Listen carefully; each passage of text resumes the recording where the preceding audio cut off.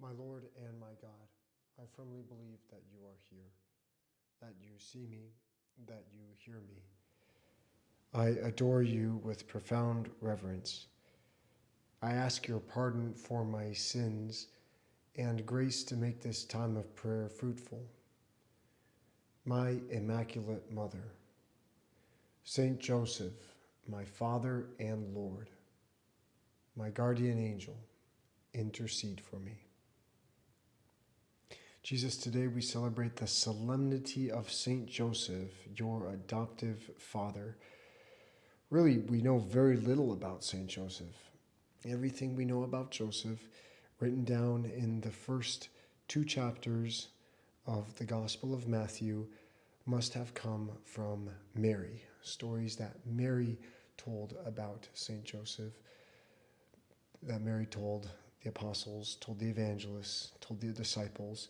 Maybe Jesus also. Maybe, Lord, you talked about your adoptive father to your disciples, to your apostles. It's kind of absurd to be speaking to Mary and Joseph in the third person as if they weren't here, because Jesus, as you remember, when we began this time of prayer, we invited them into the conversation. We said, "My Immaculate Mother, Saint Joseph, my Father and Lord, intercede for me." And of course, we also invited our guardian angel. So it's not just you and me, Jesus. It's not just you and all of us praying with this podcast right now. It's you, all of us, Mary, Saint Joseph, and all of our guardian angels. So it's quite a crowd speaking to you right now. So, Jesus, if you don't mind, since today is the solemnity of your adoptive father, Jesus, I'm sure you won't mind, we're going to talk to him for the rest of the time of this prayer. Saint Joseph, we wanted to dwell on your relationships with Jesus and with Mary, and in fact with your guardian angel as well.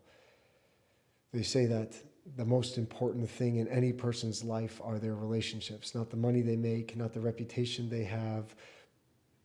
The only thing at the end, in the later years of our lives, the only thing we look back on and treasure are our relationships. Joseph, what awesome relationships you had. You don't seem to have been much of a social guy. In fact, the Gospels don't capture a single word of yours. You seem to be actually a rather silent man. Not that you were unfriendly or cold or distant, but just not a social butterfly, let's say. You were a man on a mission, sometimes a man on the run, and so we capture only your relationships, but not your conversations. We observe your relationship with your guardian angel. When you were surprised with the news that Mary, your betrothed, was expecting, we can only imagine what kind of an emotional hurricane was going through your heart.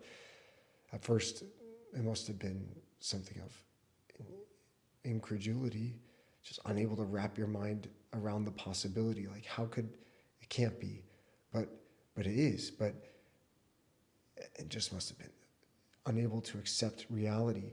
And then once you did accept the fact that Mary was expecting a baby, then it must have been confusion, maybe even a little bit of anger. Like, could she have, no, it couldn't. But she's perfect. She's the best woman. I can't. You couldn't, knowing how good she was, Joseph, you just couldn't accept the fact that she could have been bad. And you didn't accept the fact that she had been bad because you knew that she was a perfect woman and that she would never lie. And that if she told you that the child was conceived by the Holy Spirit, you would have believed her. We'll come back to that in a moment. But thanks be to God, the angel appears to you and he confirms what Mary possibly had already told you, that the child in her womb was of the Holy Spirit, was conceived by the Holy Spirit.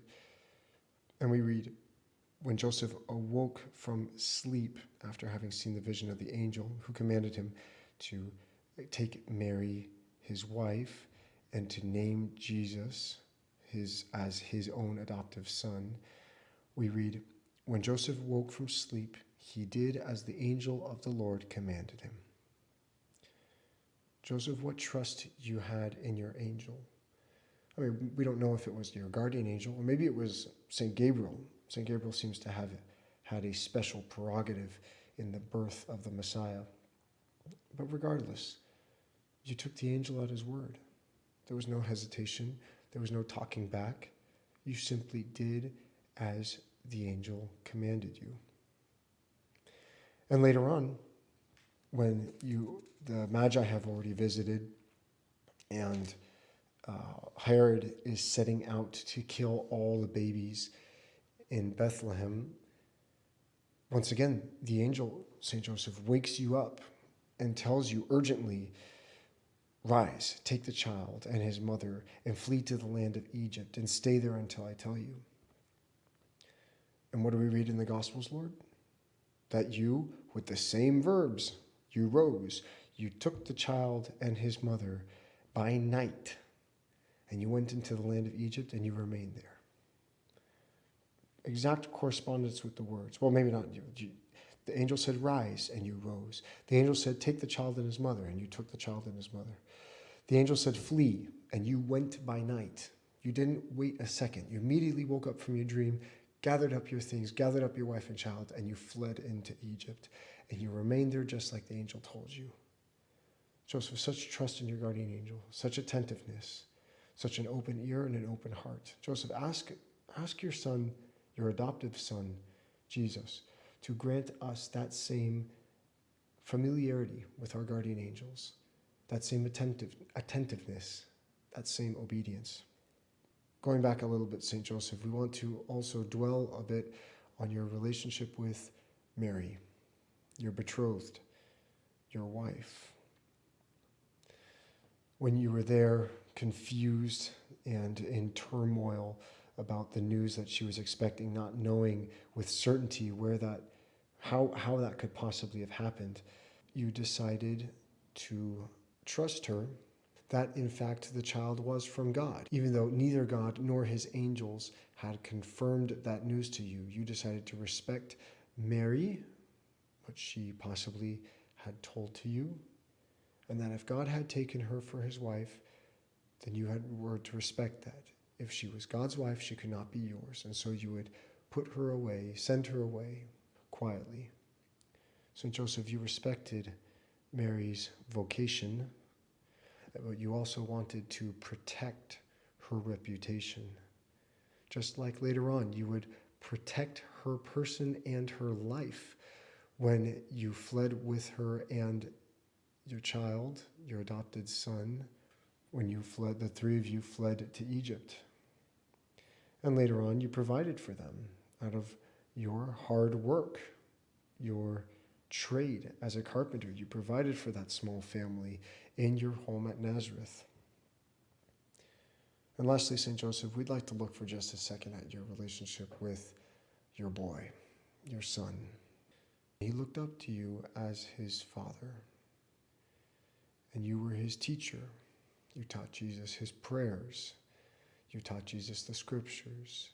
You taught Jesus the traditions of the people of Israel. You taught Jesus his trade as a blacksmith or a carpenter or a craftsman of some kind. St. Joseph, if we just take a step back and think about your relationship with your guardian angel, or St. Gabriel, whoever it was, with Mary, with Jesus, then there we get a snapshot of holiness. Holiness is nothing more than love of God, time spent with God, effort serving God. Joseph, your entire life was a life of love for Jesus, of love for Mary, and love for your guardian angel. It was a life in which you spent all of your time with God made man, with the Mother of God, and with your guardian angel. A life serving God made man, Jesus, serving Mary, the Mother of God, serving just like the guardian angels serve God. St. Joseph, we ask you to ask your son on this your solemnity, to please grant us the same love of God and the same love of our mother that you had for your adoptive son, that you had for your wife. I thank you, my God, for the good resolutions, affections, and inspirations that you have communicated to me in this meditation. I ask your help to put them into effect. My Immaculate Mother, Saint Joseph, my Father and Lord, my guardian angel, intercede for me.